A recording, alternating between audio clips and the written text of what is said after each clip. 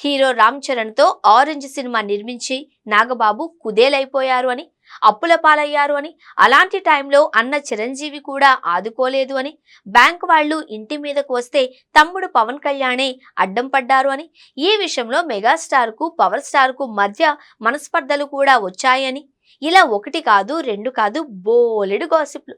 ఆ తర్వాత జబర్దస్త్ అనే ప్రోగ్రాం ద్వారా నాగబాబుకు కాస్త ఊరట లభించింది.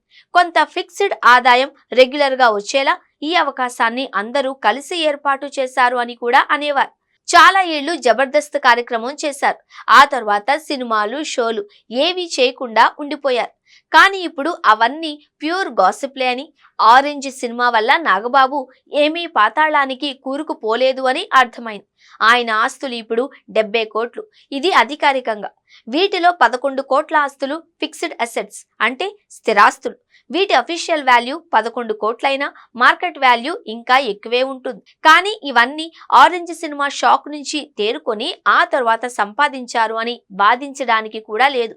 ఎందుకంటే ఆరెంజ్ తర్వాత ఆయన సినిమాలు చేయలేదు, నటించిన సినిమాలు కూడా చాలా తక్కువ, చేసిన సినిమాలు షోలు ఆయన లాంటి సెలబ్రిటీ మెయింటెనెన్స్ కే సరిపోతా. అంటే ఆరెంజ్ సినిమా వల్ల నాగబాబు నష్టపోయి ఉండవచ్చు, ఇబ్బంది పడి ఉండొచ్చు, కానీ అంత మాత్రానికి దివాలా తీసేంత కుదేలైపోలేదు. అప్పట్లో అలా వచ్చిన వార్తలన్నీ ప్యూర్ గాసిప్స్ అని ఇప్పుడు అర్థమవుతోంది.